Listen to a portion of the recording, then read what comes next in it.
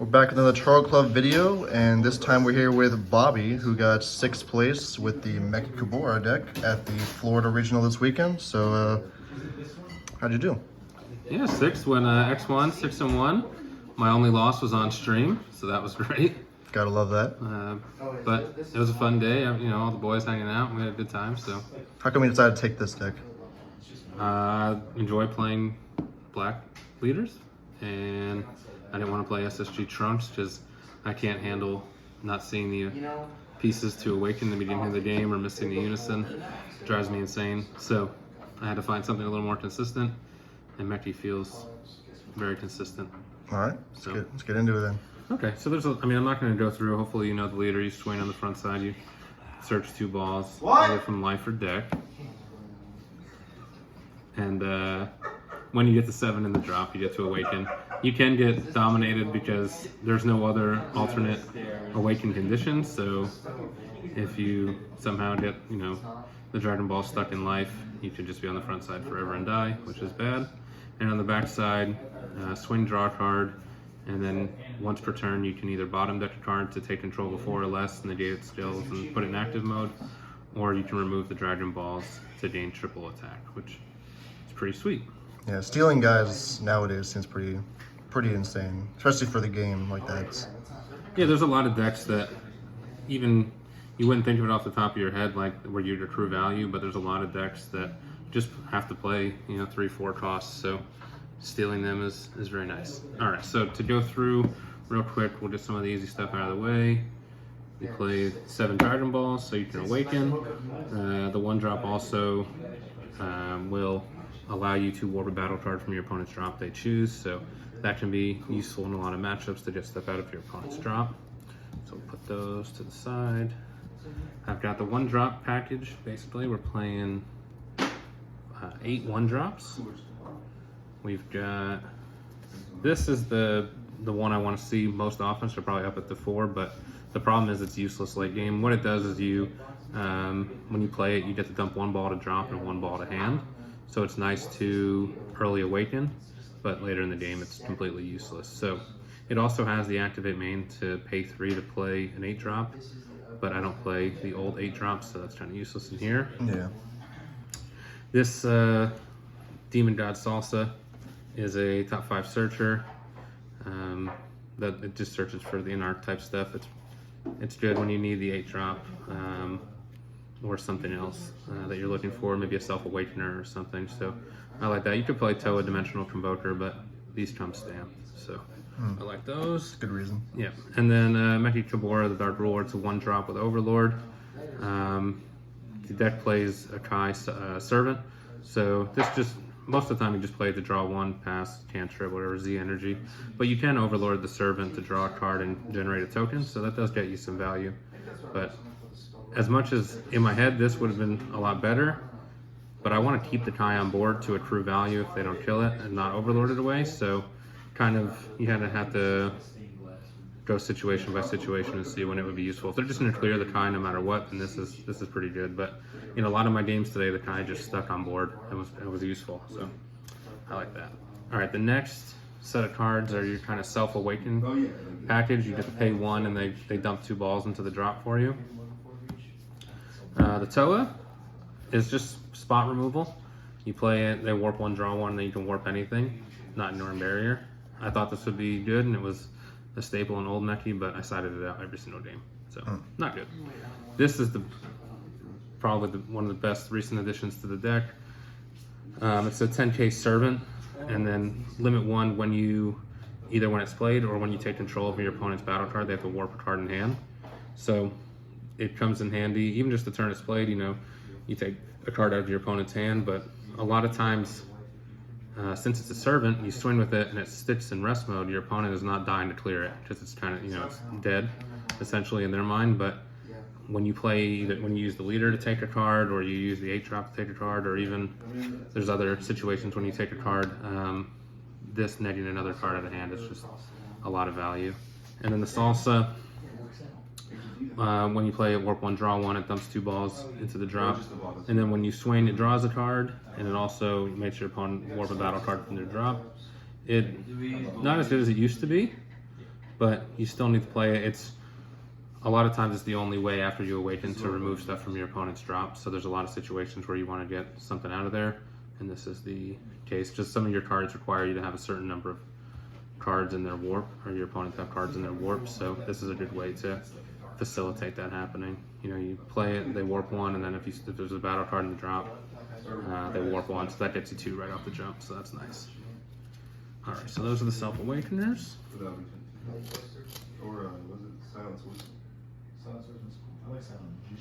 All right, and then we've got this guy. He's new, 4-drop Salsa.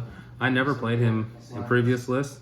I thought he was really bad, just to pay 1 15k crit, which didn't seem good in my mind. But then I read the whole card, and you can actually play it from drop, so you can dump it off the Dragon Ball and then play it.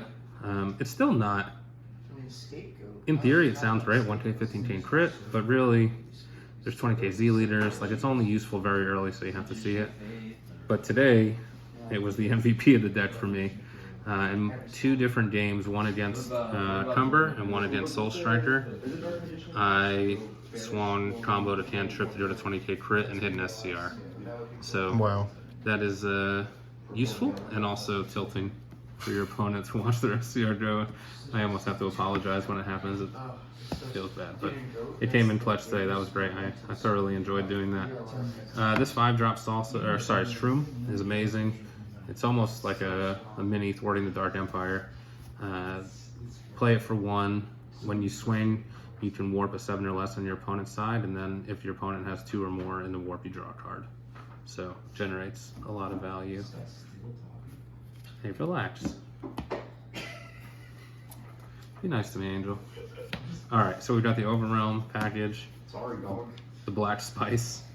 Goku Vegeta. I wasn't playing the Goku originally, and I never, not once today did I play the Goku, play the Vegeta for 1 and get crit, but they're both useful. There's not a lot of great targets in this deck for the Goku. It's mostly you're just grabbing back this guy.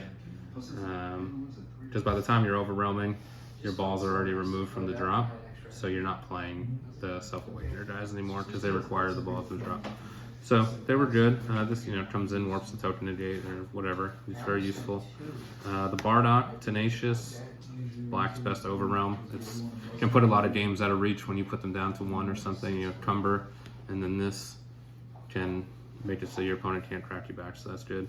And then I played one Brainwash No More because I was afraid of Gogeta, because they'll just counter and win. So I had this in the main, but I never used it. I tried when I was in a very losing position on stream to bait it and hope maybe that I would pull one out of the hat, but my opponent was too good. No reason to do that. So those are the Overrealms. The reason to play the deck now really is the Anniversary Box support, which is this 8-drop Mechie, 30k dual attack deflect. You pay 2 for it, and it comes in and it takes control of one of your opponent's battle cards, negates its skills and puts it on your side. So you generate, people are playing huge bodies, you get a good card off of your opponent's board. And then if your opponent has 4 or more cards in warp, you can warp something in Ignoring Barrier and they warp 1 card out of hand. So a lot of times you'll have the Kai just sitting on board in rest mode because it's already swung. You play this, you take control of their card, they warp 1 for this, and then they warp 1 for this, and you're getting a lot of cards out of their hand, but they can't really interact with the discard because it's going to the warp. Yeah, so, that card alone seems to have changed how the deck is playing now. Especially because you can play it for 2 instead of 3, like the old one was 4 until they came out with the 1-drop that played it for 3. But even then, 3 is steep and it didn't ignore barrier. This one, now Black has, Saiyan's got the Cumber that ignored barrier, and now this gets ignored barrier. So this is amazing card, MVP. Once you get to turn 4, you just want to slam this every turn. It generates a lot of value. And then super combos of choice. Vegeta's, you're going to be at 4 anyway, so you might as well. I'm playing a lot of extra cards, so I have to cycle out stuff. The Toa in Archetype is good. It's Sparking 5, so you can super combo early. But I'm playing so many extra cards that I have to just, on those turns where you're going to die, you have to be able to bottom deck the extra cards out of your hand and hopefully find some more combo power. And that's another reason why this drop is so good, because it's a 5K. The old one was a 1 plus 10K, so that there's just more dead cards. So Vegeta's the way there. And then I played Evil Saiyan. I know there's been various lists running around with different SCRs. I can see, playing Mechie SCR to stop stuff, but And it's searchable too. searchable, but I don't know, the idea of playing against another black deck and I'm gonna play my Mechie SCR and then they super commie it. It's like, ugh, I don't know, I don't want that to happen. Don't want to risk it. This is just backbreaking when you play it on someone. It's just, I understand the argument to play other ones, like if you play Evil Saiyan and then you don't win on that turn, then you're probably SOL. But I mean, you play this, you usually win. It's pretty, unless you're in a really bad spot. Like today against Pan, I played it when they had 5 life. Like that wasn't great. But typically you can take them from 3 to 2 or 2 to 1 and then finish the game with this. So it's so hard to play around. It's just it's pretty obnoxious SCR. Yeah, they're forced to answer basically. Yeah, they have to do something to get around it, and it is. It's not as good in this because you're not just like dumping it off of a mill or something like in Trunks Xeno where you just mill it and then wow, hey, your SCR is in your warp. Like that's way better, but this is still, even from hand, it's still really good. Or if your opponent plays something that makes you warp or pitch it, you just pitch it and then overroam and then play it. So it's awesome. All right, and then we've got the extra card lineup.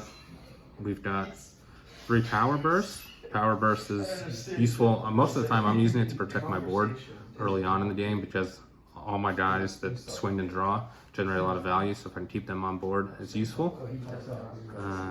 I've got 3 Darkness Judgments, which is essentially a bean for the deck. It's came in handy today. You stack 2 of these. You have a 25k base leader or triple attack leader. Well, you can't use it on offense. Oh, it's only defense. Only defense, yeah. But it's also just a hard negate for 1 if you need it, so comes in handy. And then the same negates I play in every single black deck. 2 token negates, 2 petrification, 2 super kami.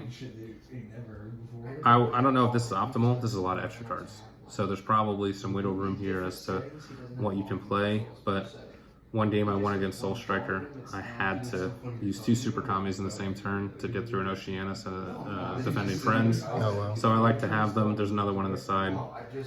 Petrification, obviously, another reason just to play the deck because it answers so much stuff. The token negate seems like it's losing its luster. Very rarely do you actually get to block with that token that you play. Somehow someone always answers it, yellow rest it, everything pops it. There's a bunch of stuff. But I don't have a floodgate, so I have to be kind of negate heavy in order to win. So that is main deck. What do you want to do, Z deck or side? I'll do Z deck next. Z deck next, okay. So, I got my fancy tokens, those are good. It's a reason to play the token negate, just to play those. Gold foil ones. Alright, SSB Vegeta. You don't have to get to a certain life total to awaken, so it's not always the most useful, but in my round 7 game today, I knew from searching my life that I had a Cumber SCR in life, so I had to play this to hope to see it. The 50-50 chance. The 50-50 to see it. I was down to 2 life, I played it to get it, and I hit it, and it ended up winning me the game. So I like doing that. Also, there's some decks will keep you at 5. You can control your life pretty well with Power Burst and the token negate, but works out good. The Majin Buu, crazy card. Still extremely good. Just a 25k swing that removes something, so that's the reason to play that. Yeah. This Goku, I didn't play today at all. For some reason, I don't know why, it just never came up. I think in the matches I wanted it to come up, I felt like just being a 1-drop was too vulnerable to being able to kill anybody. So it is a great card. It's even better in decks in which you can easily remove the 10 to get the double strike. It might, in this, it's sometimes after you remove the Dragon Balls, you don't even have 10 between warp and drop to use it. So, but good card. And then I probably would cut this and play 2 of these. I was using this a lot today. I would say it's probably one of the best ones. There's only 5, but the fact that for one you just get the 10k, whatever, 1's the energy, but the second activate battle that every other color has to pay 1 for, this one doesn't. You dump the 3Z energy, you get 10k, and then you get to warp a 5 or less. So you can catch people off guard with this. I watched a Mechie mirror match from the Lookout locals last night, and one of the Mechie players swung for game with the, I think he swung with this for game. And Big O had this on the field and caught him, dude, and the dude punted the game. So, I mean, not everyone's going to walk into it, but still, there's a lot of turns where you just have nothing to do with your energy. Pay one, get this out. There's always a threat of this, so you got to keep aware of that. Yep, it's also great against yellow because they mecha, and now you have another card to rest. So, and then the Z leader. Z leader is extremely good, but I feel like I didn't use it enough today. I wish it was free, but it costs 1. And when you swing, pitch 1, draw 2, and then activate main once per turn. Put a card in the bottom. You can restand your 8 drops, so really it's a triple attack. And then you can play a 5 or less from your opponent's warp. On your side of the board, still is negated. And that actually came in really clutch against Soul Striker because he happened to, on one of the early warps, he warped the baby Golden Avenger, which is a 5-drop 30k. Which was, please. I would happily take that, so that worked out great. So, great addition. I mean, the anniversary box, pretty cool. A lot of the decks today, you'll see Angel with Sin. A lot of decks that got that support really showed out. Bardock, Pan, Sin, Cooler. What else? Even Green Gohan getting this is the extra, and now getting the Blade King Cold Negate. Just a lot of cool support. Big success of a box. Yeah. Price is tanking, but the cards are good. All right, so we'll go into the side deck. This was the Green Gohan side deck stuff to not get obliterated by the 8-drop, and then you just got to put in 2 more petrifications to stop the 8-drop. 8-drop hate. Yeah. I mean, that card is so insane. So, in that matchup, I sided this in. I played in round 5, I think. Round 5 or no, round 6. I played Matthew Coombs, great player. And he was playing Green Gohan. I just had all 4 petrifications. He just played the 8-drop every turn past turn 3 and petrified. And it was just a war of attrition. But between the Kai sticking on board and the 8-drops warping out of his hand, he just ran out of cards. So that was great. Shin, obviously, it's good. It's for the green mostly, but there's a lot of different matchups where it come in. If I played against set 2 Vegito, it's a good card. I sided in against Sin. Angel says it wasn't that good, but I liked it. I thought it was neat. Feels good. Yeah, you have to see it early. That's kind of the weird dichotomy with this card. But luckily, you filter a lot with the Dragon Ball, so you'll probably see 1 if you put in 3. All right, so that's the green stuff. The cooler or yellow or annoying decks that play stuff on your turn. Another Super Kami and Koitsukais. Koitsukais came in. I played against a Majin Vegeta. I put them in. What else did I put them in against? I didn't run into a lot of matchups today where I played it. In the Soul Striker matchup, I just put another Super Kami because either I'm just going to swing through defending friends or I'll take a life with Super Kami. I didn't really need to do the Koi because energy is precious in black. So that's that. 1 Ghost Warriors, and maybe if I saw 21, I feel like that's a pretty reasonable matchup because everything they play is a 4 cost, so I can steal a lot of stuff. But it's still, a crazy deck. So gotta respect it. Another Tenacious because it's the best flood data. I put this in a lot of just the aggro matchups where chances you're going to resolve 2 are slim, but you definitely want to see 1, so put that in. And then the flex kind of spots, I put in 2 Devoras because I thought, it's a Demon Realm, might be useful. Did you ever resolve it today? I never even sided it in, even against Green Gohan. By the time I put in Petrifications and Shins, it's like, I'm not going to put in 7 cards for this matchup. So I thought I would probably have put it in against Android 21. You just try to lift up her leg, dude, and you gotta put your leg When they with the 8-drop when they make you pitch. Yes, so when you counter, and they tax you have pitch 2, you pitch the Boris. I thought that would be cute, but that, and then 2 Unison. It's insane. Unison generates a lot of value. But the deck now with the Z Leader, you're not really on the front side too long taking Stillus and warping them. But I sided this for the cooler matchup because I'll just die if I play all my battle cards. So I just sit behind this and hope eventually that I will War of Attrition them and get there. So it's a way. You want me to do the matchups? Yeah, what was your matchups today? Okay, so round 1 I got a bye. Oh. So that was cool, I guess. Must have been hard. It's actually lame because you have the worst tiebreaker all the way down. So I got paired down like every round if there was an odd number, but I didn't mind watching it. Yes. Round 2, I played a Maj Vegeta deck. That's a scary deck still, but I was able to win that one close to time. Round 3. What did I play round 3? I played against Fu, and I crit the SCR. I went first, and I just put on a lot of pressure. And then my turn 3, I triple attacked. I just blew him out, kind of. So I got lucky on that one, I would say, but nice guy. Round 4, I played against Soul Striker. That's a weird one because you do have to swing to get the Dragon Balls out of your life and stuff. So I couldn't just leave him at 8 life until I wanted to kill him. But I crit Beast Gohan also, so that helped in that matchup. And then it came down pretty close to the end, but I was able to cumber SCR and ended up winning that one. Round 5 was Pan. I went second. I lost on stream. I got blown out. It wasn't even like reasonable. It seems very hard. I never played the matchup before, and I knew red was going to be hard going in, and then I played against it, and I found out why. I'm sure if I watch that back, I can find some stuff to do better, but very nice player, Jason, I believe, so he played great. Kicked my butt. And then round 5, no, that was round 5. Yeah, round 6. Yeah, round 6, I played against Rin Gohan, and I just had the petrifications, so that was useful. And then round 7, I played against one of our homies, Angel, with Yellow Sin, and it came down to just I had to play the Vegeta to see the Cumber Through Nimbus and everything? through Nimbus. Didn't kill him. Came close. He had the Z Leader negate, the Meta Cooler, but then he didn't have enough cards in hand to kill me on the crack pack, so I ended up winning after that. So great day. It was a lot of fun. Got to hang out with everybody, go out to dinner, so had a great time. Any shout outs you want to do before we leave? Yeah, shout out to all the boys, everybody that came out, everyone. I mean, our locals, we had 3 people in the top 16. We had a lot of dudes do well that ended up playing the whole day. So that was cool.